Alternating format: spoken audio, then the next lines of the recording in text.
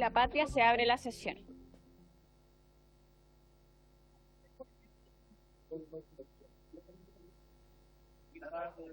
La señora secretaria dará lectura a la cuenta. Presidenta, voy a dar inicio a la cuenta. Ya. Primero, ya, está bien. Antes de dar a conocer los documentos de la cuenta, les voy a presentar a Gabriela Carvajal, que está allá, que es nuestra también ayudante de la Comisión de Hacienda a partir de hoy día. Ella trabajaba en la Fiscalía. Y como ya volvieron, como volvieron nuestros compañeros que estaban trabajando en la Convención Constitucional, etcétera, ahora ella volvió acá. Sí. Y la que estaba anterior era ayudante de Educación, así que también llegó la secretaria de abogado y todos volvieron a su trabajo, así que está Gabriela acá. ¿Sí? Ya, voy entonces a leer los documentos, Presidenta.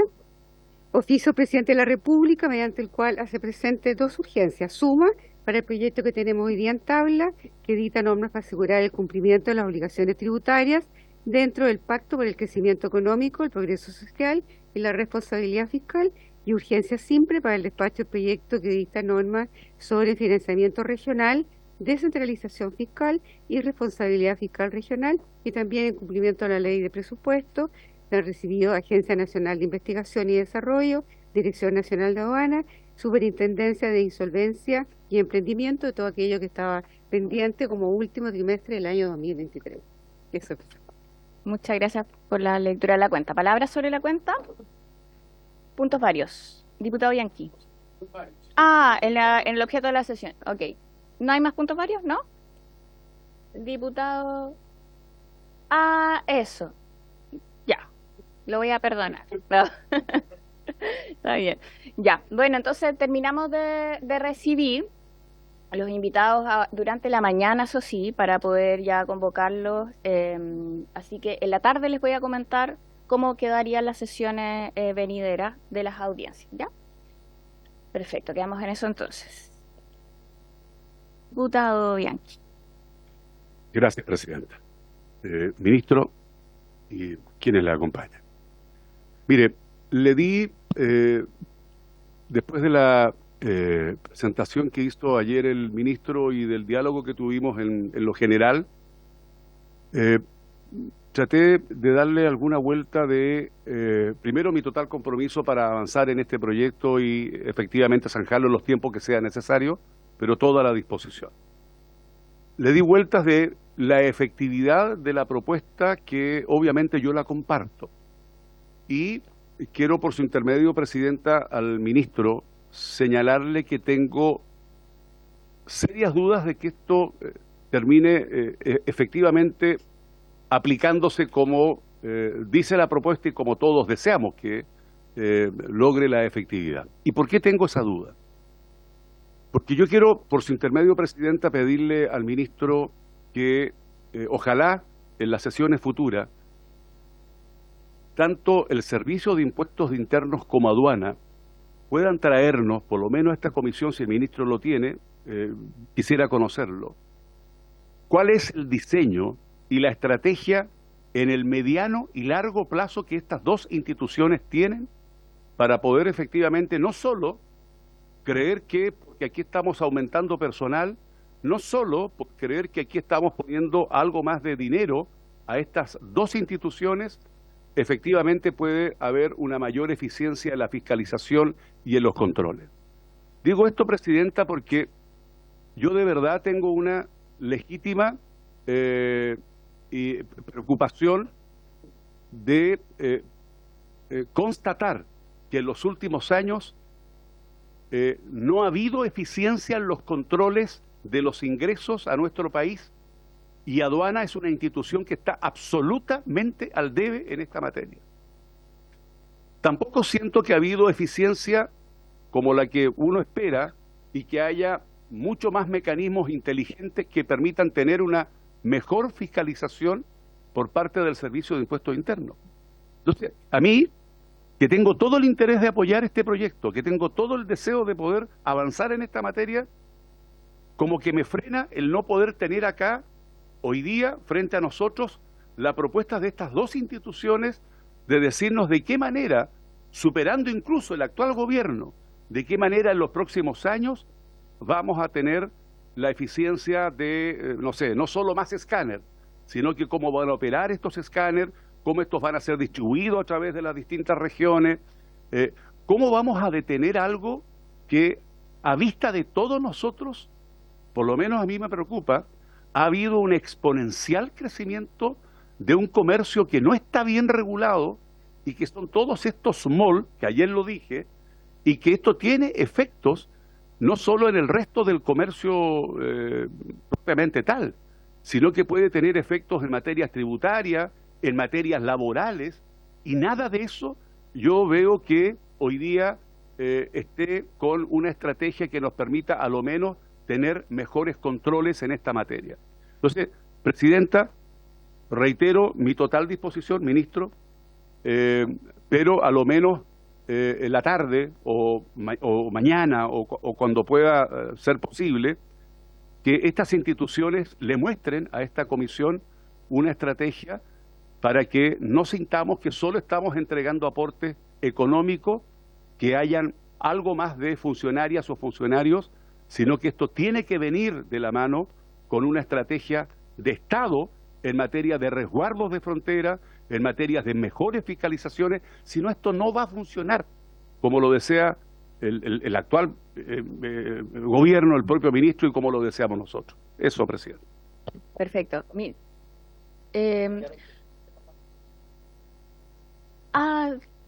Tiene toda la razón. El diputado Naranjo quedó pendiente y el diputado von Mühlenbrock, y le doy la palabra, ministro. Diputado Naranjo.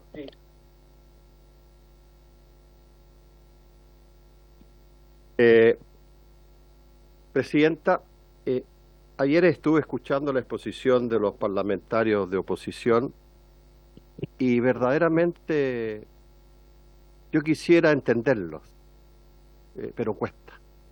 ¿Sabe por qué? Porque durante la tramitación que hubo el año pasado de la reforma tributaria, ellos siempre hicieron mucho hincapié en lo importante que era la evasión, la elusión, y ojalá ese primer proyecto solo se hubiera concentrado en esas materias, que no son otras que el cumplimiento de las normas legales que todo ciudadano tributario debiera cumplir. ¿Sí? Lo que nos están proponiendo hoy día es que la gente cumpla las leyes, si no están haciendo ni una propuesta desbocada ni nada, sino que decir, mire, ¿sabe qué más? Usted como ciudadano tributario tiene que cumplir la ley. Y si no la cumple, nosotros tenemos que dotar de mayores recursos y medios, darle más fortaleza a las instituciones que tienen que fiscalizar eso. Entonces, cuando lo escuché ayer, y de verdad me preocupa, vi puros peros, cuando yo hubiera esperado una valoración de que el gobierno presentó el proyecto en lo que ellos querían que se hiciera, y resulta que lo escuché, pero por esto, pero por lo otro, pero por aquello. Entonces, en vez de decir, mire, yo valoro que el gobierno haya presentado este proyecto justamente, que era lo que nosotros le habíamos solicitado en la primera discusión de la reforma tributaria, que hiciéramos un proyecto en la dirección de la evasión, la elusión y el cumplimiento de la ley en normas tributarias, y resulta que un paso para atrás. Entonces, me preocupa. ¿Sabe por qué me preocupa? Porque yo creo que hay un poquito de ceguera política. Este esfuerzo que está haciendo el ministro haciendo hoy día y que está haciendo este gobierno en materia tributaria, yo creo que los únicos que no van a sacar beneficios va a ser este gobierno. Y los que van a sacar beneficios son los gobiernos que vienen. Los que vienen. Porque esta reforma tributaria está pensada no para este gobierno, sino para el Chile que viene. Para el Chile que viene. Entonces, ¿cómo esa ceguera política de no entender de que no es una propuesta meramente de gobierno, sino que es una propuesta de país, de pensar en el interés superior de Chile, de los requerimientos y necesidades que el país tiene, si es que quiere pagar su deuda social y si quiere invertir en paz social?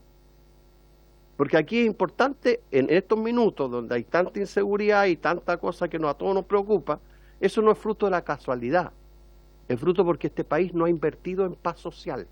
Y cuando no se invierte en paz social, eso se manifiesta de diversas formas. Entonces yo llamaría de verdad, y lo hago con la mejor de las intenciones, a lo que tanto sostuvieron y pidieron los sectores de oposición, de que el gobierno se concentrara en este tipo de proyectos, que hoy día, más que restarse, se sumen positivamente, y no empezar a buscarle peros por aquí, por allá, porque da la sensación y la impresión de que en definitiva no quieren legislar sobre esta materia en ninguna de sus expresiones y sus formas. Entonces eso me dejó preocupado y lo quiero plantear, porque yo esperaría salir de esta política de trinchera, de salir de esta política de confrontación, a pensar en el interés superior del país, qué es lo que el país requiere y necesita para los tiempos que estamos viviendo. Y claramente reitero, el esfuerzo que vamos a hacer en aprobar esta materia probablemente va a ser este gobierno el único que no va a gozar de los beneficios, y si lo van a gozar van a ser los que vienen. Entonces planteo esta inquietud para buscar una buena predisposición de todos para abordar estas materias, porque si no le vamos a estar haciendo un tremendo daño al país, no al gobierno del presidente Boric, al país, y eso es más grave todavía, presidente. Eso. Muchas gracias, diputado Naranjo. Diputado von Mühlenbrock.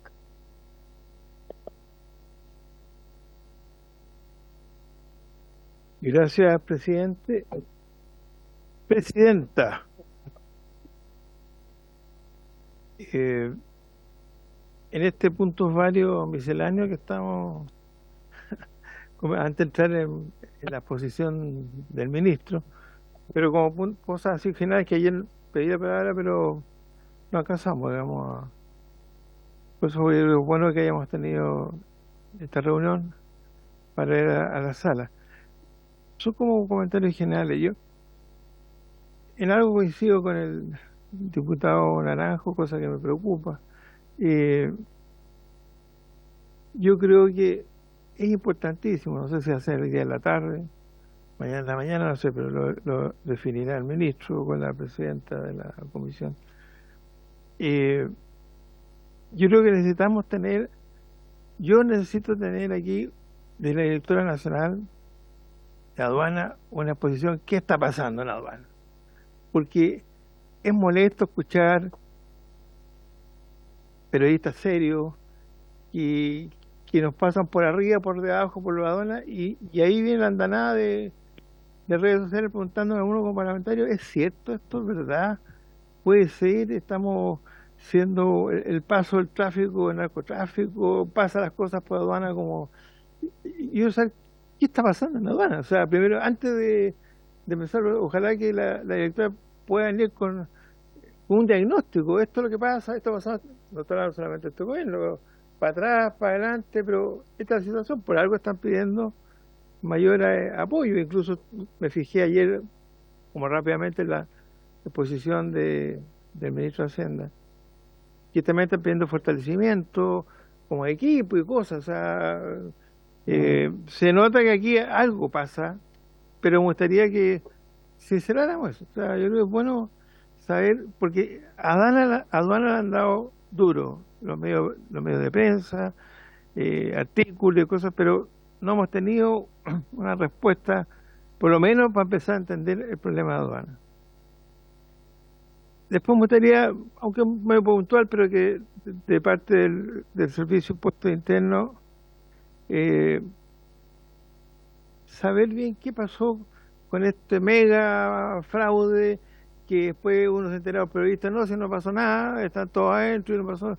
Yo escuché aquí al director Frigolet diciendo, no, ya hay 4 o 5 personas afuera, pero ahora están adentro. Entonces uno queda marcando ocupado. O sea, los periodistas saben más que uno, ¿ah?, de lo que está pasando dentro de ese mega fraude que se habló tanto del Servicio de Impuestos Internos. Y dentro de eso lo que decía el diputado Bianchi, bueno, ¿por qué ahora todo este fortalecimiento y no antes? O sea, algo está pasando, o algo se dieron cuenta, o digamos las cosas por su nombre, o sea, no tenemos en este momento la capacidad como poder fiscalizar todo lo que estamos viendo en la calle, porque en la calle pasa cualquier cosa, o sea, entonces uno ve aquí una buena exposición del ministro, pero apunta como a los que están contribuyendo, o sea, no apunta a todos los que no están contribuyendo. Entonces, ayer parecía como el manual de Stasi, digamos, de la policía de la democracia de la República Democrática Alemana, digamos, o sea, contra esto, sí, perfecto, todos saben que tienen que haber impuestos, pero ¿qué pasa con todos los personajes? ¿Qué pasa con los monos chinos y el otro? Por poner un ejemplo. Sabemos que está ahí, y todos saben que no dan esto, que no dan boleta, pero ¿qué está pasando ahí? Vístanme despacio que estoy apurado, como decía alguien por ahí. Yo creo que el ministro tiene que tomarse algunos días, no está hablando a meses, mucho menos, en manejar bien lo que falló la otra vez. Pues. Más conversación, más acercamiento entre asesores, entre los parlamentarios. Yo creo que eso es un buen cimiento, no puede perderlo. Y también se me dio qué está pasando con nuestros colegas del lado, porque no estamos dispuestos a hacer una cosa aquí que después la modifique totalmente o quede parado en el Senado. Y como cosa puntual, que ayer lo tocó un colega mío aquí, yo tampoco no estoy de acuerdo, se lo digo ya de antemano, no puede haber un denunciante anónimo pagado. Yo creo que en otras instituciones tenemos denunciantes, en la Fiscalía han dado muy buenos resultados, han evitado el tema de las colusiones y una serie de cosas, sin necesidad de pagar. O sea, igual ha figurado ha operado la figura del denunciante anónimo y no se presta, digamos, para que sea un negocio esta cuestión. O que termine, digamos, al final que el remedio sea más caro que la enfermedad. Son como cosas puntuales generales, ministro, después voy a abocar a cosas más de la posición suya y que fue bastante contundente ayer. Gracias. Muchas gracias, diputado von Mühlenbrock. Solamente recordarle a los diputados que estamos citados para desde las 3 de la tarde escuchar al director del Servicio de Impuesto Interno y también a la directora de Aduanas. Ministro, tiene la palabra. Sí, bueno, muchas gracias, presidenta, y muchas gracias a las diputadas y diputados que han planteado su visión y sus preguntas respecto de este proyecto que tiene, en fin, la importancia que se ha señalado en varias de las intervenciones. Importancia que tiene que ver no solamente con ser una fuente de financiamiento para prioridades sociales, sino que también, cierto, lo que busca es hacer que se cumpla la letra y el espíritu de la ley en materia tributaria, y por esa vía, cierto, generar un mayor sentimiento, una mayor percepción de justicia en el sistema tributario, porque como citaba en la presentación de ayer, una de las cosas que la ciudadanía más reciente es la idea de que hay personas, cierto, que eluden sus responsabilidades tributarias y que por esa vía, cierto, obtienen beneficios inapropiados, y es algo que particularmente la gente siente como una expresión particular de injusticia y de abuso, ¿no?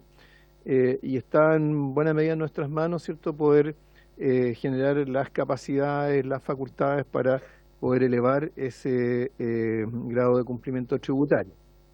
Entonces, en ese sentido, quisiera partir por hacer referencia a una pregunta que hizo la diputada Cid en la reunión de ayer, en lo que se refería al tema de la moral tributaria, que es lo que se entendía por moral tributaria, que es lo que se entendía por planificación tributaria agresiva, ¿no? Dado que se citaba ahí en varias partes de la exposición.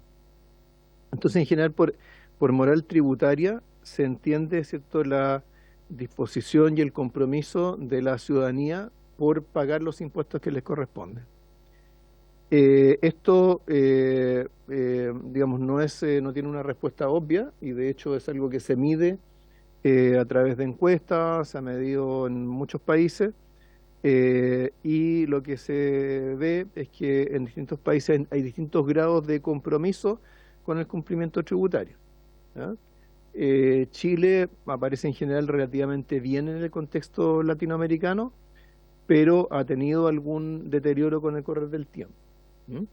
Entonces, ese es un tema, ¿cierto?, que nos tiene que preocupar, porque por supuesto, mientras más disposición tengan los contribuyentes a pagar sus impuestos, menos, ¿cierto?, menos relevante es el esfuerzo fiscalizador. Si hay, ¿cierto?,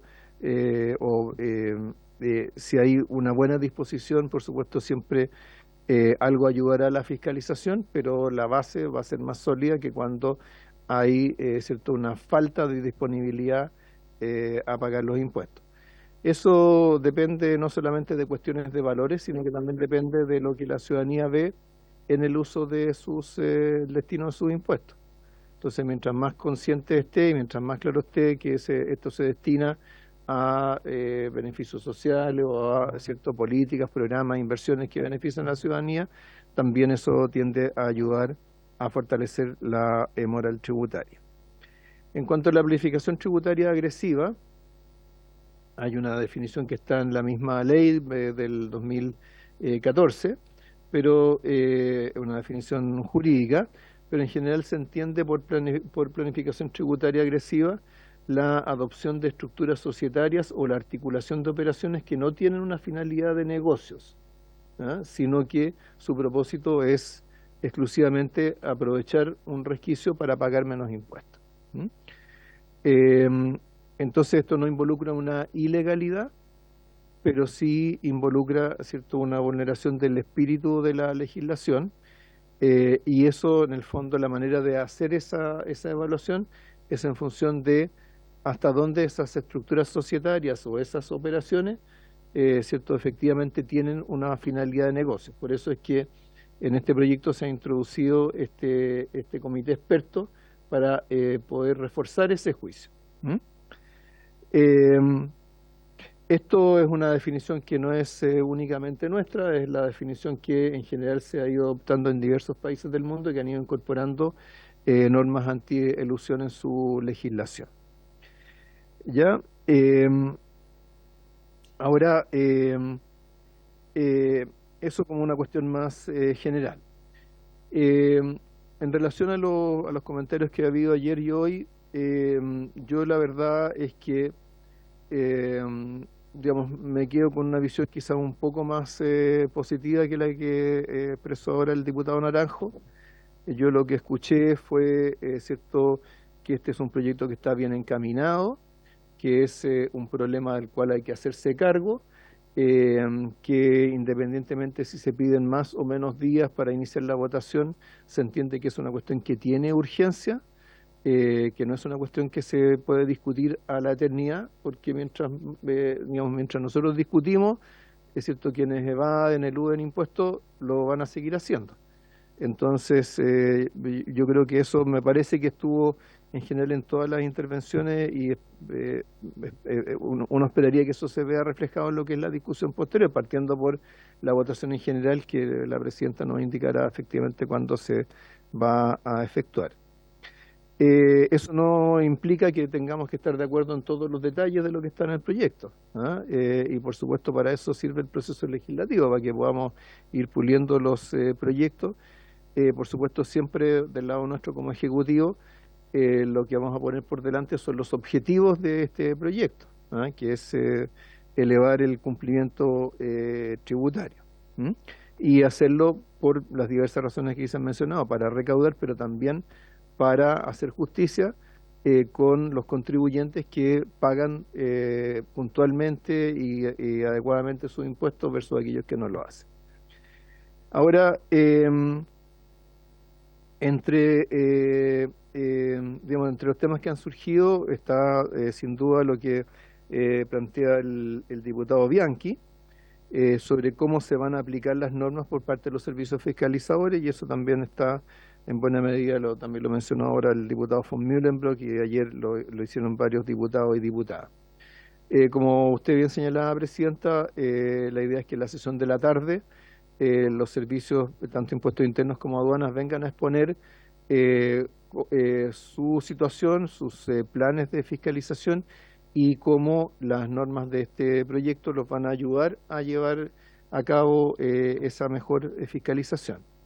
Lo que tenemos que tener claro, y espero que se pueda reflejar bien en la tarde, es que en ambos servicios, pero especialmente en el caso de aduanas, hay acá, ¿cierto? Hay varias funciones que están superpuestas, o varias responsabilidades que están superpuestas, ¿cierto? Uno es la función tradicional de fiscalizar el pago de impuestos. En el caso de aduanas, ¿cierto? Los impuestos al comercio exterior, que a su vez, ¿cierto? En varios casos van acompañados de franquicias o beneficios tributarios, particularmente ligados a las exportaciones, pero también hay algunas excepciones respecto de las importaciones. Esa es como la responsabilidad tradicional de estos servicios. Por supuesto que con el correr del tiempo, esa responsabilidad o la importancia cuantitativa o financiera de esa responsabilidad ha ido cambiando, ¿cierto? Es distinto la labor de aduanas hoy día cuando tenemos ciertos aranceles bajos, acuerdos cierto, comerciales con muchos países en el mundo, es distinto a la época en que teníamos altos aranceles, ¿no? Pero eso no quiere decir que no deje de ser importante. Dentro de esa función se inscriben temas como los que planteaba el diputado Bianchi y me parece que fue también planteado ayer a propósito del tema de los malls chinos, ¿ah? Que tiene que ver con la valoración o los impuestos que se pagan por los productos que se internan, ¿ah? Entonces en eso lo que tenemos que tener claro es que eso no necesariamente tiene que ver con la inspección física de las importaciones, o sea, la inspección física asegura que lo que se está declarando efectivamente es lo que se está ingresando al país, pero donde se juega parte de lo que aquí se señalaba es el momento de valorar esos productos que se importan, ¿ah? Y justamente porque el riesgo es la subvaloración de los productos para efectos de pagar menos impuestos, es que cierto existen facultades que aquí se están fortaleciendo para modificar o para aplicar precios de transferencia distintos de los que están siendo declarados por el importador. ¿Mm? Eso, cierto, hoy día ya existen algunas facultades al respecto, pero como digo, acá se están reforzando. Ahora, junto con esa labor de fiscalización de impuestos previamente tal, cierto, hay temas que en los cuales se ha ido adquiriendo mayor notoriedad o mayor relevancia el rol de impuestos internos y del servicio de aduanas que tiene que ver con el combate al crimen organizado, ¿cierto? Y en este caso lo que estamos hablando no es solamente del contrabando, ¿cierto?, de importar mercaderías sin declararla, etcétera, sino que la importación de mercaderías ilegales, ¿cierto?, como puede ser la importación de armas, drogas, etcétera, ¿ah? Medicamentos, en fin. Entonces, hay que destacar respecto de este punto que en paralelo a este proyecto se está discutiendo acá en el Congreso, particularmente en la Comisión de Seguridad del Senado, el proyecto sobre inteligencia económica contra el crimen organizado, que también toca temas de estas dos instituciones, impuestos internos y de aduanas, donde se les entregan facultades adicionales para que estos puedan detectar casos de lavado de dinero o de otro tipo de transacciones provenientes, ¿cierto?, de recursos provenientes de el crimen organizado, y para eso, ¿cierto?, se tratan temas que no solamente tienen que ver en el caso de aduana con la inspección física de las importaciones, con el apoyo tecnológico, ¿cierto?, de los escáneres y todo esto, sino que también con la capacidad de estas instituciones para usar la información con la que cuentan, provenientes de múltiples transacciones en la economía, para identificar potenciales casos de lavado de dinero o de operaciones provenientes de actuaciones criminales.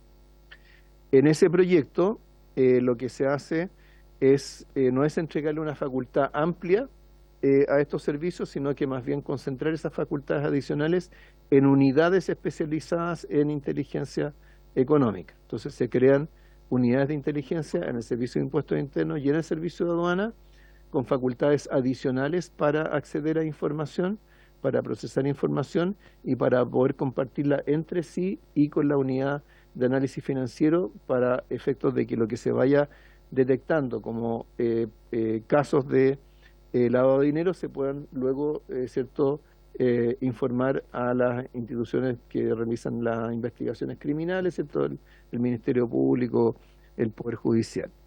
Entonces, lo que ustedes van a ver en las presentaciones de la tarde, nosotros lo que le pedimos a ellos es que hicieran una presentación que se hiciera cargo no solo de lo que está propuesto en este proyecto, sino que también lo que está en esta otra iniciativa, porque es cierto, tiene que ver con una función importante de estos servicios, particularmente en el caso del servicio de aduana y que tiene que ver con algunos de los problemas, quejas o críticas que se le han formulado al servicio en los últimos años.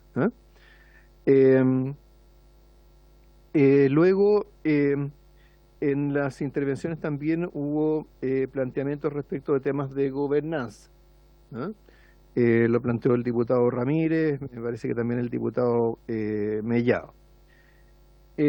Entonces aquí hay, digamos, uno puede identificar como 3 temas ligados a la gobernanza. Uno es a la estructura misma de cada servicio. Quién ejerce su dirección, de qué manera, ¿cierto?, cómo está estructurado el servicio internamente.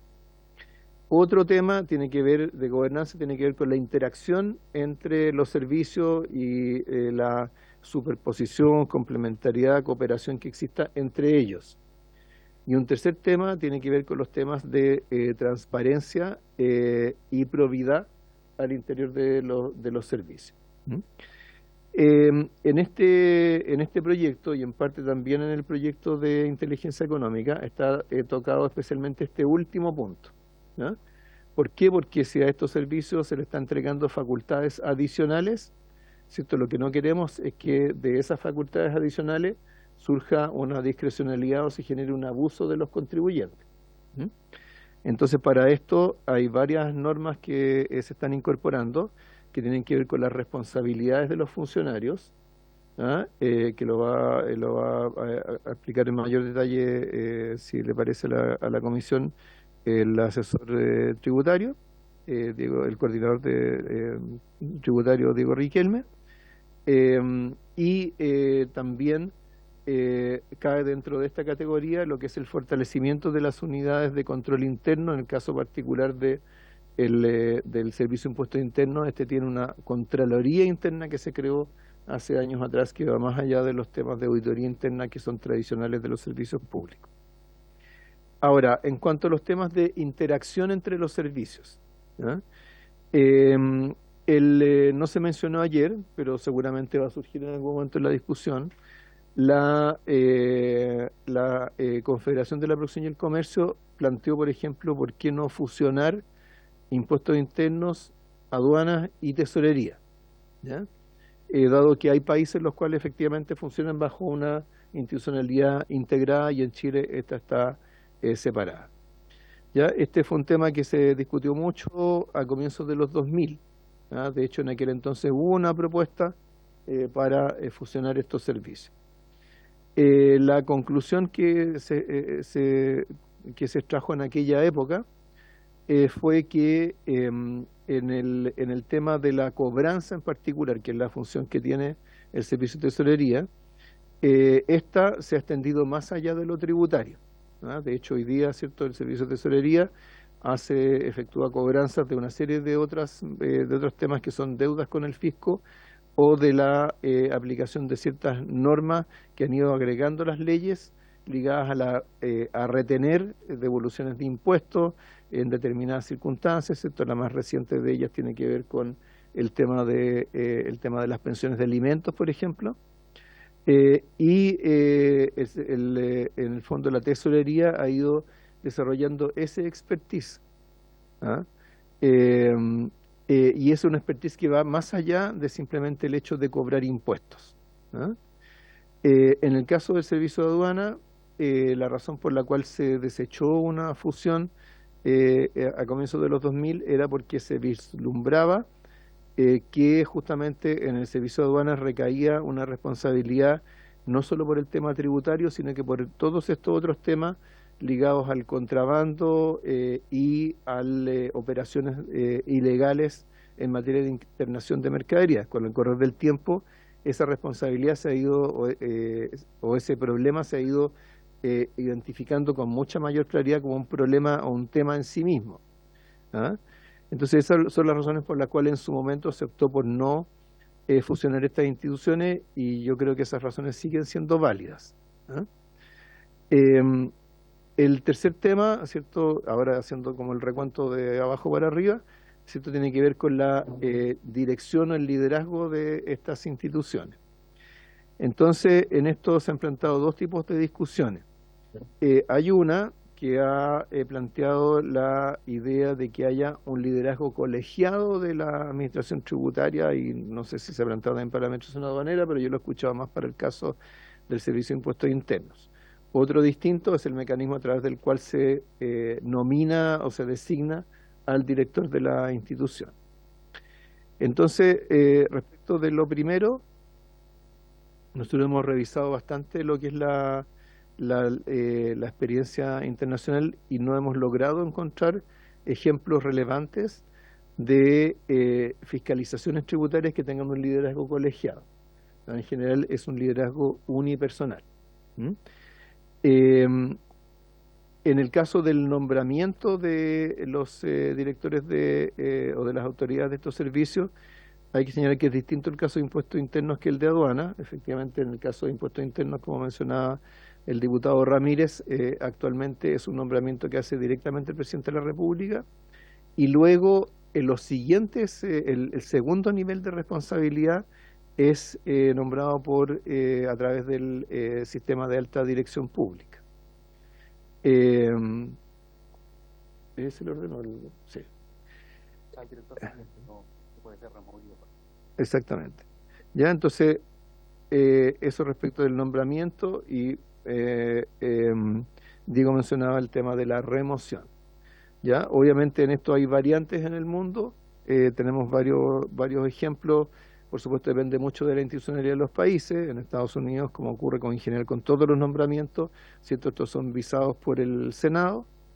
En otros países, en países con regímenes parlamentarios en general, es el jefe de gobierno el que le propone a veces al jefe de Estado el nombramiento, pero para todos los efectos prácticos es equivalente a nuestro nombramiento o nuestra lógica de confianza.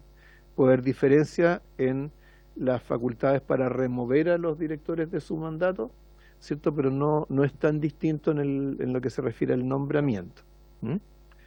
En el caso de aduana está dentro del régimen más general de alta dirección pública, por lo tanto el director de aduana es nombrado a través de los mecanismos de alta dirección pública, salvo que el presidente de la República decida hacer uso de la facultad para incluirlo dentro de estos 12 nombramientos que son directos en lugar de recurrir a la alta dirección pública.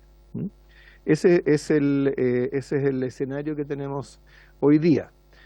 Son temas que por supuesto son discutibles, puede haber distintas alternativas, distintas visiones, pero lo importante, creo yo, es tener una visión respecto de los mecanismos de nombramiento, no solo del director o directora, sino que la estructura que sigue para abajo. Eso respecto de los temas de gobernanza.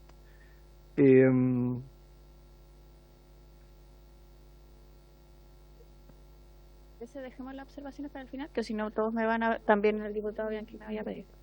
Sí, yo estoy prácticamente terminando. Hay algunas cosas más puntuales que se comentaron que las podemos tratar a continuación. Se hicieron preguntas sobre la norma general y específica antielusión, respecto a los temas de prescripción, respecto de los plazos para la declaración de patrimonio para efectos del impuesto a las herencias.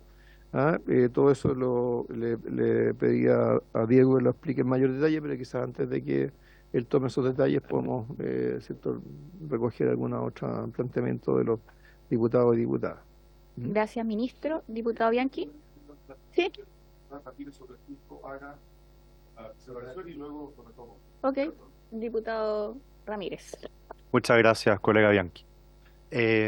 Buenos días, ministro. Buenos días, don Daniel. Buenos días a todos, colegas. Una pregunta muy breve. Agradezco la explicación del ministro sobre los tres tipos de lo que podríamos estar hablando cuando hablamos de gobernanza. Y en el tercer punto, cuando da estos dos modelos, ¿cierto? De una manera colectiva, que no hay muchos ejemplos en el mundo, que sería una especie como, yo siempre me lo he imaginado como una especie de consejo del Banco Central, digamos, que son los que dirigen la institución, o unipersonales, pero que se nombran de una manera distinta, con la participación del Senado, o al menos variando la forma en cómo se remueven.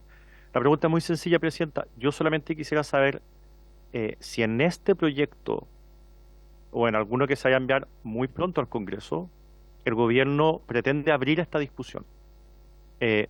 Tengo la impresión, puedo equivocarme, que esto no es un tema político, en el sentido de que en todos los sectores hay relativo acuerdo de que en esta materia hay mucho espacio para mejorar. Podemos tener diferencias en torno a hacia dónde, en el fondo, cuál es el mejor modelo, pero creo que hay cierto consenso de que hay mucho espacio para mejora. Quisiera saber si eso lo vamos a discutir en este proyecto, el gobierno está abierto a discutirlo en este proyecto o no. Gracias, Presidente. Diputado Bianchi. Sí, gracias, Presidente. Bueno, ya hemos hecho los puntos en lo general y en lo particular, si no es el ministro quien efectivamente va a responder. Hay algunas preguntas que tienen que ver con la presentación que ya se hizo. Respecto a la fiscalización de grupos económicos, ¿cuáles serán los criterios que se van a ocupar para la determinación de un grupo empresarial? Esa es una primera pregunta. Respecto a la eliminación de la exención de importaciones de menos de $41, ¿cómo se va a realizar hoy la evaluación de los productos y qué modificaciones plantea el proyecto en el fondo? Una tercera pregunta, respecto al denunciante anónimo, que aquí ya algunos han anunciado incluso de no compartir. ¿Qué procedimiento se propone para determinar que una denuncia es maliciosamente falsa? ¿Qué incentivos propone el proyecto al denunciante? La privacidad. ¿Puede ser denunciante anónimo un posible infractor o producir una especie de delación compensada? ¿Cómo aplica en la regulación el libre competencia? Otra pregunta es, ¿cuál será el impacto de la venta de la repatriación de capitales con una tasa preferencial? ¿Existe una estimación al respecto? Bueno, hay otras preguntas más, pero por lo menos con estas sí pueden ser respondidas, a lo menos en esta sesión, Presidente. Gracias, diputado Bianchi. ¿Alguna? Diputado Mellado y luego diputado von Bühlenbrock. Gracias, Presidenta. Sí, lo que quiero, a ver, vamos al tema macro, porque lo que estamos haciendo aquí es cerrar las brechas. Estamos de acuerdo que hay que cerrar las brechas, pero muchas de esas brechas pueden cerrar por resoluciones de impuestos internos. O sea, impuestos internos ha cambiado muchas resoluciones que ha cerrado brechas propias. Entonces, la pregunta es, ¿por qué razón tenemos que hacerlo por ley solamente si impuestos internos sabe dónde están las brechas y puede cambiar una normativa que puede cerrar esa brecha? Entonces, el punto es, estamos normando algo que después va a haber una resolución de impuestos internos. ¿Por qué no lo hace al tiro si está mandatado para hacer eso? Entonces, yo creo que lo que decía el ministro, son resquicios, no es ilegal, cerrar brechas, bueno, hagámoslo con resolución. Hablan, oye, abramos las cuentas corrientes. Bueno, si ya está dentro de la justicia, los jueces lo pueden hacer, ¿cierto? Es más, los bancos están obligados a informar, arriba creo que son 50 millones, ¿no? Están obligados a informar que efectivamente se tienen ciertos movimientos arriba de 50 millones. Y la verdad es que pueden faltar algunas, pero yo diría, yo combinaría a impuestos internos a ver cuáles son esas brechas y si efectivamente puede o no cerrarlas por medio de resoluciones. Creo que avanzaríamos mucho más, ministro, que tramitando este proyecto de ley, porque lo haríamos rápido, lo haríamos en cuando hay que cerrar el impuesto a la renta de este año. Ya podría hacerlo de una manera. ¿cierto? Los contadores están disponibles, están claros cómo es la normativa, digamos. Entonces, solo vamos a preguntar al director de Impuesto Interno en la tarde, obviamente, pero si existe un listado de cuáles son las brechas que usted dice, bueno, si efectivamente administrativamente los puede cerrar ya, Impuesto Interno deberían haberlo hecho. Gracias. Diputado von Mühlenbrock. Gracias, Presidenta. Para agregar al listado que tiene el ministro, me gustaría saber si nos puede dar información o posteriormente, si es que no la tiene aquí, en una de las láminas se puso 5 leyes, la de 2001, 12, 14 y 2020, relacionados con el tema, digamos, de evasión, de tributación. Me gustaría saber cuál fue el impacto de esas leyes en recursos para el Estado, digamos, si es que lo pueden conseguir, digamos.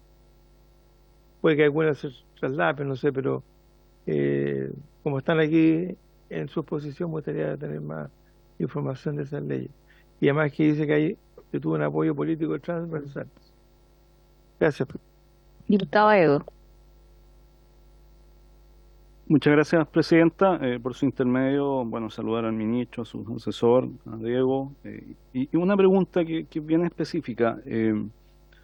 Ha habido harta controversia con el informe que encargó el Servicio de Impuestos Internos en relación a los temas de ilusión y evasión, y en ese informe que elaboró Jarret, ¿no? Se habla del 3% del PIB como ilusión o evasión en general. Eso equivale a 19.000 millones de dólares aproximadamente. Y como ha sido controversial la cifra, yo le quería preguntar por su intermedio, Presidente, al ministro, si esa cifra es la que se mantiene por parte de Hacienda como ilusión y evasión, o es una cifra algo distinta, porque si son 19.000 millones de dólares, me voy a poner en esa hipótesis, o sea, el esfuerzo que se puede hacer a través de este proyecto, ¿no es cierto?, de responsabilidad fiscal o cumplimiento tributario, es enorme, o sea, la cantidad de recursos a los que ahí se pueda llegar. Creo que es casi por 3 la propuesta incluso de la reforma tributaria que lamentablemente el año pasado se perdió en la elección. Entonces, eso quisiese saber si efectivamente esa cifra es aún consistente, es la que ustedes manejan y mantienen, digamos, como elemento a ir a recuperar. Muchas gracias, Presidente. Ya, ok. Ministro. Muy bien, muchas gracias, Presidenta. A ver, siguiendo el orden de las intervenciones. Primero, sobre la disposición a revisar la gobernanza. Primero, quisiera decir respecto de esto que para nosotros es muy importante que en este proyecto, respecto de estas 3 dimensiones de gobernanza, el tema de transparencia y probidad lo recojamos de la mejor manera posible. Aun cuando hay propuestas sobre el tema, creo que cierto es digamos, todo lo que vamos a hacer para reforzarlo va a ser siempre positivo. En segundo lugar, respecto a los temas de gobernanza, de modalidad, de nombramiento, designación y remoción de las autoridades de los servicios, nosotros, digamos, a través de la Dirección de Servicio Civil, se están preparando una propuesta con una serie de revisiones a la Ley de Alta Dirección Pública. Nosotros pensamos que esa era como la instancia en la cual uno podía mirar estas cosas, porque ahí mira el conjunto de la administración y no un servicio en particular, porque cierto, lo que trata de hacer en estas cosas es que tenga una cierta armonía respecto de los procedimientos en el resto del sector público. Eso no implica que nos neguemos a discutir el tema en esta instancia. Si hay ideas al respecto y chequeando con lo que está trabajando en ese otro proyecto, digamos, es algo que, digamos, no estamos cerrados a discutir. Yo diría que para nosotros lo importante respecto de los temas de dirección de estos servicios es asegurarnos de que estos servicios, digamos, de minimizar los periodos en los cuales operan con subrogantes, porque son servicios en los cuales el rol del liderazgo de la institución es particularmente relevante. Y esa es en buena medida también la razón por la cual en general tienen gobiernos unipersonales, Porque si pensamos en las instituciones que tienen gobiernos colegiados, Banco Central, CMF, etcétera, en general son instituciones que aplican sanciones de manera esporádica, ¿ah? Mucho más la CMF que el Banco Central, pero aún la CMF, ¿cierto? Y que lleva a cabo sus investigaciones y qué sé yo, cuando aplica sanciones son, ¿cierto? Son casos relativamente especiales. En el caso del Servicio de Impuestos Internos y de Aduana, ellos, digamos, están ejerciendo una labor de cumplimiento, ¿cierto?, de la ley que es masiva y cotidiana, ¿ah? Entonces, eso requiere, ¿cierto?, una estructura institucional que sea capaz de hacerse cargo de esa función. Entonces, digamos, esos tres elementos, ver, ¿cierto?, identificar dónde podemos reforzar temas de transparencia y de probidad, teniendo claro que también hay otro proyecto sobre la materia, ¿cierto?, que tiene que ver con el tema de crimen organizado. Y en segundo lugar, digamos, cualquier cosa que uno quisiera hacer en materia de mecanismos de nombramiento de las autoridades, que tenga consistencia con el resto de las cosas que están pensando para el sector público y que en relación a estos servicios en particular, ¿cierto?, minimicen los periodos de vacancia cuando alguien deja su cargo.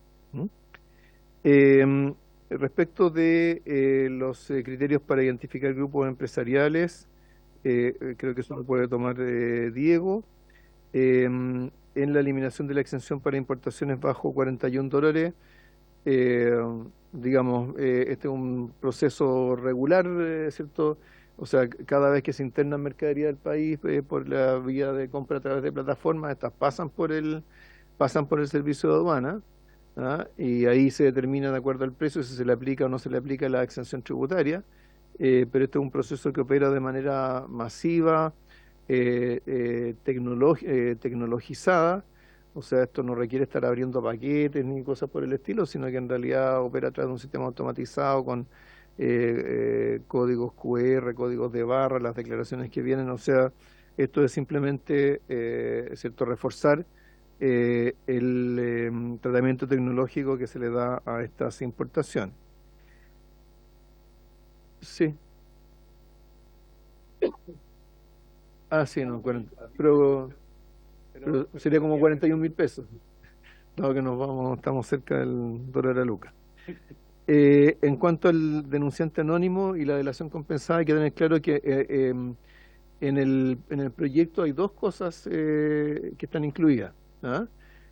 Uno es el de la delación compensada, que se refiere a los casos en los cuales hay alguien que está participando de una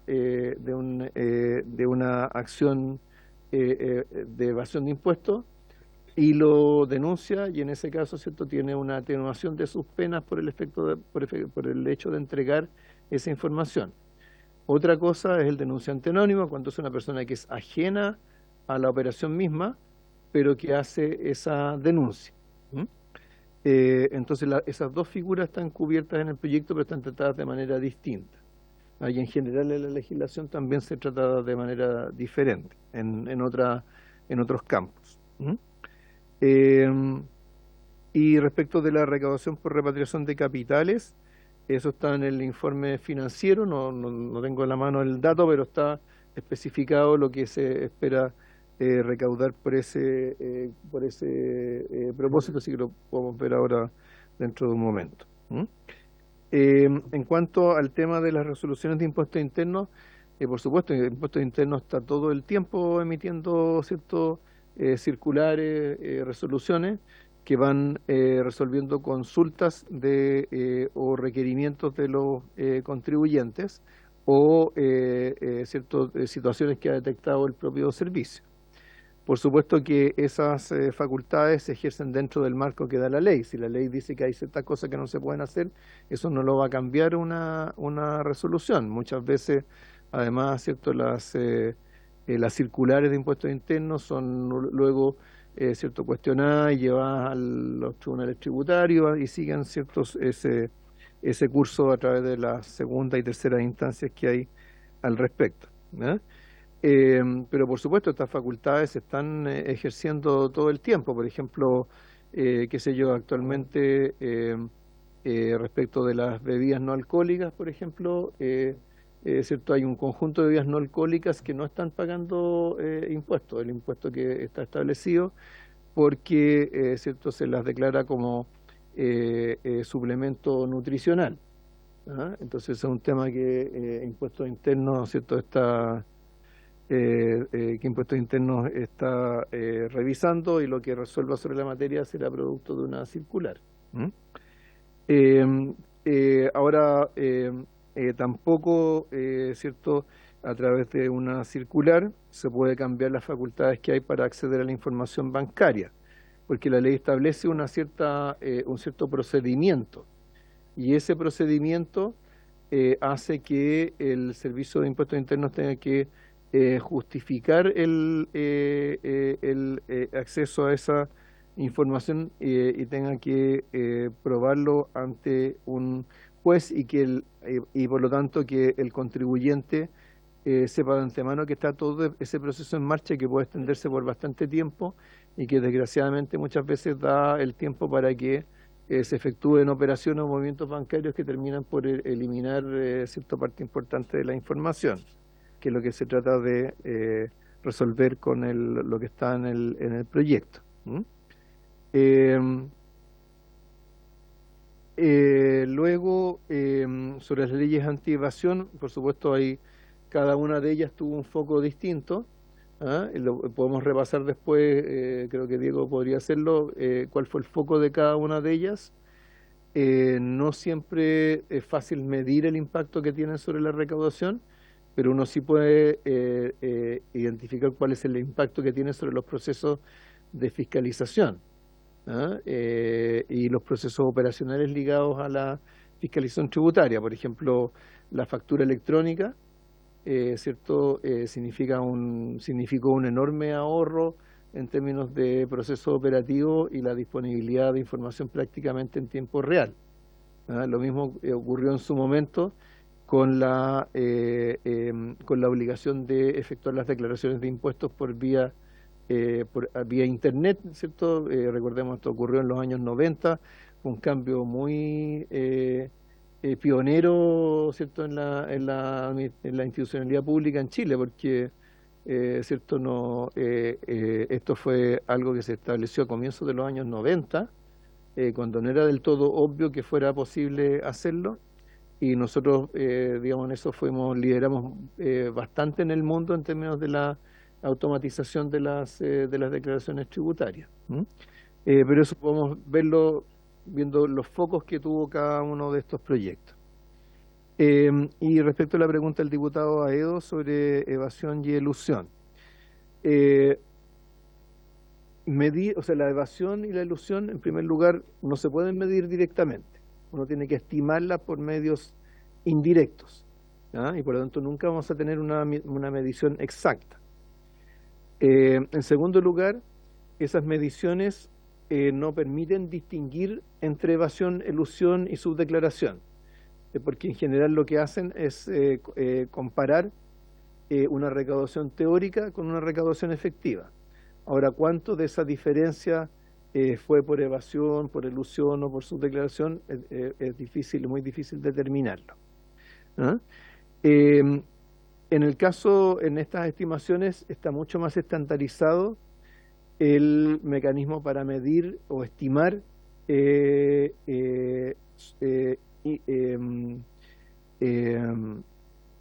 menor cumplimiento tributario en el caso del IVA que respecto de otros impuestos, porque el IVA es un impuesto que, sobre todo en Chile, se aplica de manera muy uniforme, y por lo tanto, ¿cierto? Con la información que uno tiene de carácter macroeconómico proveniente de las cuentas nacionales, etcétera, es más fácil estimar ese menor cumplimiento tributario.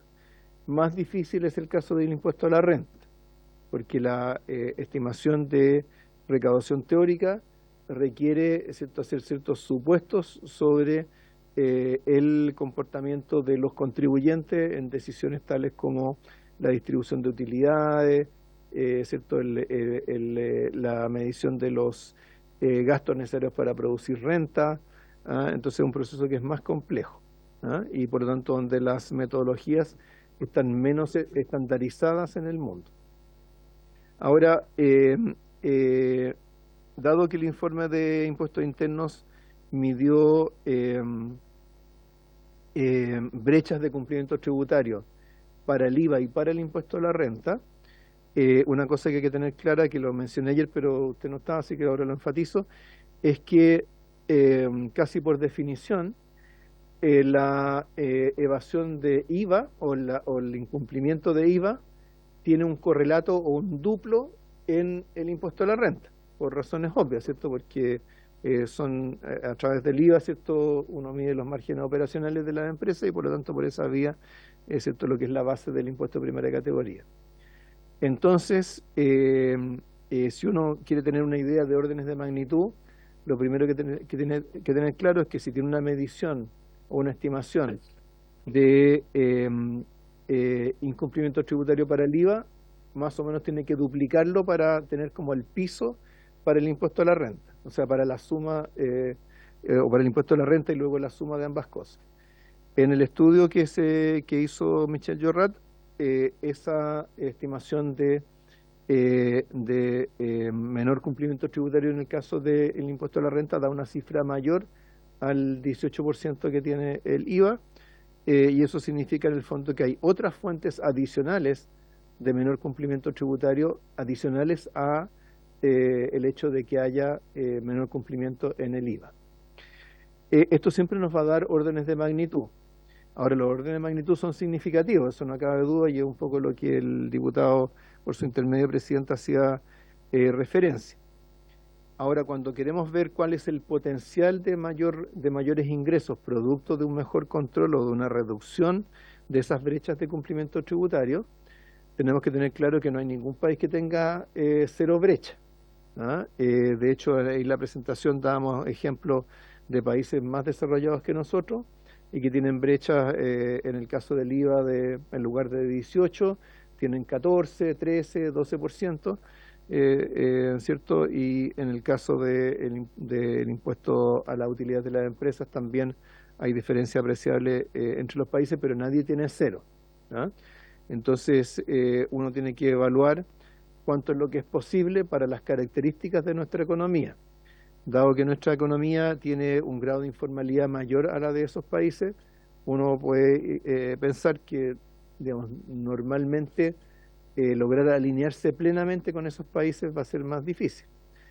En este caso en particular, como se explicó ayer, lo que nosotros estamos estimando como recaudación o mayores ingresos provenientes de esta ley equivale a reducir en un cuarto esta brecha de cumplimiento tributario. Eso parece algo razonable, digamos, tiene una, digamos, hace sentido. Si dijéramos vamos a reducir a la mitad o vamos a bajar a cero, claro, estaríamos en un terreno muy, digamos, sería muy, como se diría en inglés, wishful thinking. Entonces estamos tratando de hacer algo que sea realista en función de lo que son las estimaciones de estas brechas de recaudación. Ahora, como ustedes van a ver en la tarde con los servicios, se van a dar cuenta que la manera en que el Servicio de Impuestos Internos estructura sus estimaciones de recaudación tiene que ver con la forma en que ellos estructuran sus mecanismos o estrategias de fiscalización, que no es exactamente el orden en que están en este proyecto. Entonces, eso yo creo que es importante tenerlo en cuenta porque van a ver ahí que, por ejemplo, ellos estiman un aumento importante de recaudación por mejor fiscalización de conglomerados económicos. Pero eso tiene que ver no solamente con las facultades que hay aquí, con las definiciones que están en este proyecto sobre conglomerados económicos, sino que respecto de una serie de otras facultades, por ejemplo, el hecho de poder manejar centralizadamente o centralizar la fiscalización a un grupo económico determinado, etcétera. El mejor control de precios de transferencia, de operaciones de crédito dentro de un mismo grupo, etcétera. Eso sería, Presidenta, y hay varios temas que le había dejado a Diego, así que no sé si él Perfecto. pudiera Diego, complementar. tiene la palabra. Gracias, Presidenta. Sí, partiendo por los últimos temas respecto de las distintas medidas de reformas tributarias o de modificaciones relativas a la elusión y la evasión. Efectivamente han habido al menos 5 desde el año 2011, no así ha habido como seguimiento respecto de la evolución de la recaudación asociada. Por ejemplo, la del 2001, un poco para saberlo, como señalaba el ministro, los focos, la ley del 2001, su foco principal fue aumentar sanciones a la evasión fiscal y se concentró bastante en la modificación de los delitos tributarios. No hubo un análisis después si uno tendría que ver si es que hubo mayores sanciones penales o no asociadas a esa recaudación. La del 2012 es difícil de estimar su efecto, yo diría porque el principal impacto es que igualó el tratamiento en la venta de derechos sociales. Cuando yo vendo mi participación en una sociedad de responsabilidad limitada, que tenía muchos beneficios tributarios versus cuando yo vendía acciones.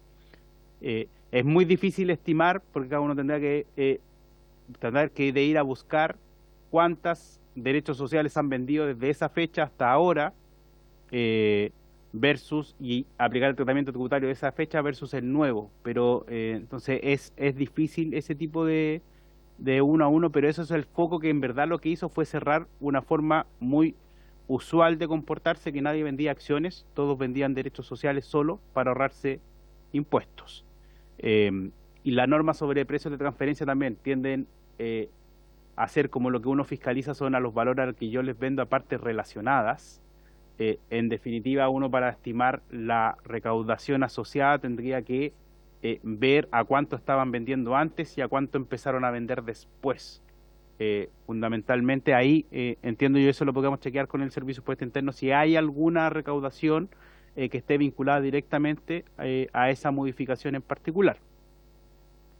Yo diría que, bueno, lo mismo con la facturación electrónica, eso algo ya lo comentó el ministro. Y en lo que no hay una recaudación clara, pero creo que es un buen ejemplo para dar cuenta de la necesidad de ir revisando cada cierto tiempo las medidas, es la modificación del 2020, cuando se introdujo la obligatoriedad de la emisión de boleta electrónica. De hecho, ahí habían estimaciones muy entusiastas, digamos, de cuánto se podía incrementar la recaudación. Se produjo un incremento, pero luego bajó rápidamente. Y eso lo que empezó a ocurrir fue fundamentalmente porque las personas pagaban por medios electrónicos y la gente, o en muchos establecimientos, no se emitía la boleta electrónica. Es decir, me pasaban solo el voucher. Entonces, se produce primero un incremento de la recaudación, luego baja rápidamente. ¿Qué se hace en ese sentido? Y linko un poco esto con algo que mencionó el diputado Mellado.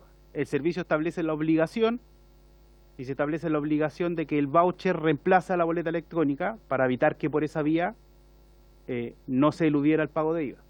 Entonces, de nuevo vuelve a subir y luego vuelve a bajar.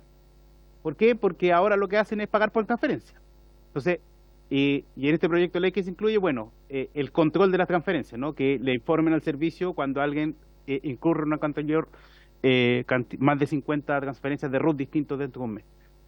Señalamos esto porque esto da cuenta de que efectivamente hay ciertas normas que uno tiene que estar revisando tiempo a tiempo, porque son medidas que son súper efectivas, pero que a veces muy rápido tienen un rebote, porque quienes buscan incumplir, buscan en definitiva cómo seguir incumpliendo. Entonces, el ejemplo de la boleta electrónica es muy bueno porque en un periodo de 4 años ha tenido que sucesivamente ir inyectando, como apuntalando de distintos lados para ir arrinconando, porque eso se mezcla entre lo que tiene que ver con el mercado digital, con una muy buena idea, que era introducir la boleta electrónica, pero que en definitiva necesitamos seguir cerrando los espacios para que no se transforme ahí un forado. Hoy en día el forado está en los pagos por transferencia. Eso es muy cierto. O sea, se ve en el comercio, que sea muy fuerte, por ejemplo, ahora que está terminando la época de estival, digamos, donde mucha gente dice, no, págame con transferencia, no te preocupes. Y se ve una facilidad para uno como consumidor también, porque uno dice, bueno, no ando con efectivo, pago con transferencia, pero nadie se preocupa de la boleta. Entonces, claro, vuelve pago, entonces como, no, efectivo o tarjeta, y en ningún caso hay boleta. Entonces, creo que ese último caso sí demuestra la importancia de ir revisando, y en algo que ayer mencionó el ministro, que tiene que ver con los compromisos dentro del pacto fiscal, está dentro de un periodo de 5 años, hacer una evaluación de las medidas del pacto fiscal y en este caso cómo han impactado la recaudación. Eso permite también, a diferencia de lo que ha ocurrido con modificaciones anteriores, que exista, digamos, un trabajo más continuo y que permita ir viendo si las medidas son efectivas. Eso se complementa, que quizás lo puede comentar mejor el director de Servicios Puestos Internos, con también un plan de que las estimaciones de brecha se hagan de forma continua y eso nos permita tener datos comparables en años sucesivos con la misma metodología, porque hoy en día tenemos un problema donde la primera estimación es del 2018, abarca el periodo 2018, 2021, 2020, pero no es comparable con las estimaciones anteriores porque son sobre metodologías distintas. Entonces necesitamos que el Servicio de Puestos Internos de forma sucesiva y permanente haga estas estimaciones que nos permiten también evaluar las medidas para demostrar, o que el servicio demuestre si es que las medidas que son incluidas le permiten ir disminuyendo la brecha tributaria. Sobre la consulta del diputado Bianchi sobre grupos empresariales, no está el diputado Bianchi, pero se lo podemos comentar igual después. El proyecto de ley incluye una definición de grupos empresariales.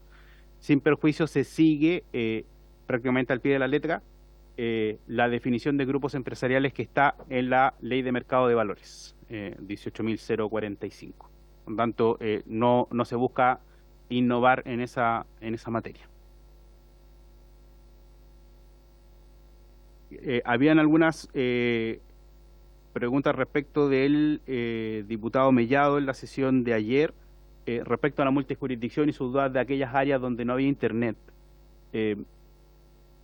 Aquí lo que hay que plantear es que, en definitiva, cuando yo fiscalizo a distancia, hay una norma que viene en el proyecto de ley que establece como una obligación, de hecho está dentro de los derechos del contribuyente, que el Servicio de Puestos Internos en todas sus unidades tiene que tener un computador o lo que fuere que permita que el contribuyente vaya a la oficina y desde esa oficina se ponga en contacto con el fiscalizador, aporte los antecedentes que quiera aportar, y por esa vía nosotros, en definitiva, logramos como corregir esta situación. O sea, si un contribuyente desde su oficina, desde su casa, no puede aportar antecedentes de forma electrónica, tiene la posibilidad de ir a la oficina del Servicio de Puestos Internos o entregar ahí los antecedentes en papel, o llevarlos digitalizados y aportarlos de forma electrónica, cualquiera de las dos opciones.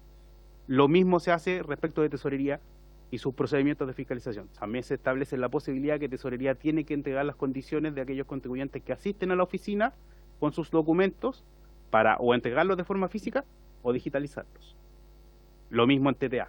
Entonces, en todos los casos se regula la posibilidad de aquel contribuyente que tiene dificultades de conectividad o no tiene internet y en verdad necesita esa relación presencial, que la pueda hacer de todas formas. Sobre la duda de impuesto a la herencia, quizás a lo mejor no la presentación no es clara al respecto. Los 3 años es que en verdad el contribuyente decide pagar en 3 años. No es un plazo para el servicio.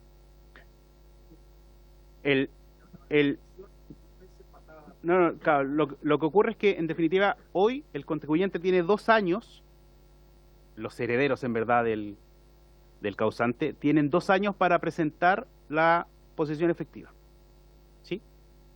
Desde el fallecimiento del causante. Ahora, lo que ocurre es que actualmente la norma dice, si usted quiere pagarme en cuotas, ya ha definido el impuesto, o sea, no sé, me debe 10 millones de pesos, actualmente la norma dice, mire, usted me puede pagar en cuotas, pero a la cuota usted le tiene que aplicar reajuste e intereses. Entonces, en verdad, no es un incentivo. Entonces, lo que nosotros estamos eliminando son los intereses. Entonces, una vez que está definido el pago del impuesto, un contribuyente, no tienen que ser todos además, puede ser solo uno de los herederos, toma la decisión de pagar en cuotas el impuesto a la herencia y esa cuota no está sujeta a intereses. Entonces esto puede ser relevante, por ejemplo, esto fue en solicitudes que estuvieron a propósito de las pequeñas y medianas empresas, por si acaso. Presidenta, perdón, es que para ampliar, porque lo que dice el proyecto propone modificar el procedimiento de cobro de impuesto a la herencia. En primer lugar, elimina el giro inmediato, con lo que se retarda la circulación de los bienes hereditarios. En segundo lugar, amplía el plazo para que el impuesto interno ejerza su facultad de tasación de 60 días a 3 años. Entonces, la facultad de tasación lo que te impide, digamos, es poder hacer repartir, digamos, y pagar la tasación y repartir los bienes. Perdón, Presidenta, que son puntos distintos. En lo que se refiere a la facultad de revisar los antecedentes, tiene que ver con que, en definitiva, cuando el Servicio de Impuestos Internos recibe una solicitud de deposición efectiva, con el solo mérito de los antecedentes gira los impuestos para que el contribuyente pague. No tiene 2 meses, lo hace esto es lo que ocurre en la práctica, es que yo voy con un formulario, digo cuánto tengo que pagar, el servicio hace una revisión formal y yo pago. Lo que se acortó, en nuestra opinión, de forma excesiva, es el plazo que tiene por regla general el servicio para revisar la correcta determinación de los impuestos. Se bajó un plazo usual en todos los impuestos, después de pagar, de 3 años se bajó a 2 meses. Eso hace fundamentalmente impracticable cualquier fiscalización de impuesto a la herencia. O sea, el Servicio de Impuestos Internos no tiene la posibilidad real de fiscalizar el impuesto a la herencia porque se le pasan los 2 meses para tasar y ya no puede tasar más. O sea, si hay un bien subvalorado, y eso no alcanza a entrar en ningún proceso de fiscalización. Entonces, en definitiva, lo que se está haciendo es la fiscalización del impuesto tiene que entrar dentro del plazo normal de la fiscalización de cualquier otro impuesto. Eso no quiere decir que el contribuyente no va a poder pagar el impuesto y a realizar las inscripciones, vender si necesita vender, continuar el giro, todo eso lo puede hacer. La facultad de tasación en verdad es una facultad de fiscalización que no es parte del proceso. O sea, no impide a los herederos hacerse de los bienes, liquidar los bienes si los necesitan, destinarlos al giro de sus operaciones, nada de eso se toca. Es solo corregir una facultad de fiscalización que hoy en día se está viendo inhibida por una restricción a algo que en verdad lo hace impracticable. ¿Ya? No quiero ser presidenta, pero lo que pasa es que si los bienes, ¿cierto? Los herederos, son varios herederos, ¿ya? Pagan, según lo que tú dices, pagan el impuesto. Después viene la tasación de impuestos internos, porque debiera venir antes la tasación para tú poder pagarlo. Entonces se le da 2 meses para que te tase impuestos internos, para que los herederos paguen. Después hacen uso de son 7, 10, 1, 2, 5, hacen uso de esos bienes, los pueden vender. Pero si tú amplías a 3 años, siempre van a estar con la espada de Damocles los herederos de que a lo mejor pagaron menos, no van a tener la certeza, ¿cierto?, de que los bienes que vendieron a lo mejor, o que usufructuaron, ¿ya? El día de mañana, si no tienen más plata, van a tener que pagarle, devolverle y sacarle de donde no sé dónde para pagarle impuestos internos. Entonces tiene que haber un plazo definido, corto, para que los herederos hagan uso de los bienes de herencia, pagando el precio justo, digamos, que impuesto interno tasó. O sea, si efectivamente impuesto interno demora 6 meses, bueno, démosle 6 meses pero que quede firme la tasación de impuestos internos y la persona puedan pagar y hacer uso de los bienes. El punto es que si se hace después, como tú bien dices, se paga los herederos, pagan el impuesto, después revisa impuestos internos y resulta que de aquí a 3 años no va a quedar ningún bien de la persona, porque se heredaron y los vendieron todos, y resulta que quedaron sin plata los herederos y van a impuestos internos a decir, no, ¿sabe qué, señor? Después de 3 años usted tendría que haber pagado tantos millones de pesos. Oiga, vaya a cobrar la molla porque no tengo ni uno. Entonces, claro, hasta la verdad. Entonces, creo que tiene que ser al revés. Tiene que ser que efectivamente parta con una tasación de impuestos internos, el heredero, y sepa, hay que pagar 1 millón, 2 millones, 5 millones. Ok, se pagaron 5 millones, estoy liberado para poder vender mi bien y nunca más me van a preocupar del impuesto. Esa parte es la que para los herederos va a quedar no solo afectado emocionalmente, sino que también financieramente, después de 3 años, es mucho, diría yo. Ministro. Yo tengo que pensarlo esto cómo funciona en general el tema de la liquidación, o del pago de los impuestos y las fiscalizaciones, ¿cierto? En general, respecto del pago de impuestos, el pago de impuestos se produce inicialmente sobre la base de la declaración del contribuyente. Eso pasa con el impuesto a la renta, ¿cierto? Uno hace su declaración, paga lo que le corresponde de acuerdo a lo que señala la declaración, y después el Servicio de Impuestos Internos tiene las facultades para fiscalizar y eventualmente, ¿cierto?, reliquidar ese impuesto, girar una diferencia, etcétera. Eso ocurre en general, ¿ah? Entonces la anomalía en el caso del impuesto a la herencia es que no había ese tiempo para fiscalizar, y por lo tanto prácticamente dejaba cerrado el proceso a la declaración del propio contribuyente. Entonces, en el fondo, con esto lo que se hace es alinear el tema de impuesto a la herencia con el resto de los impuestos, es decir, donde en este caso digamos, se hace la declaración de los bienes del patrimonio, los herederos pagan los impuestos que corresponden de acuerdo a esa declaración y cierto, siempre existe la facultad para revisar, fiscalizar y eventualmente hacer correcciones posteriores por parte del servicio. Ahora, en el caso de las herencias, hay un tema en particular que hace una diferencia importante y que facilita las cosas, que es el hecho que tanto para los vehículos como para las propiedades hay tasaciones fiscales, cierto, que digamos, evitan discrepancias con el servicio al momento de fiscalizar. Entonces, las diferencias que pueden existir como producto de un proceso de fiscalización en general se van a referir a otro tipo de bienes que no tienen esa tasación fiscal preestablecida. Voy a tener que levantar la sesión porque estamos la hora, pero estamos convocados a las 3 de la tarde. Podemos seguir la discusión, ¿cierto?, más adelante, pero tengo que levantar esta sesión, así que nos vemos a las 3 de la tarde. Levanta la sesión.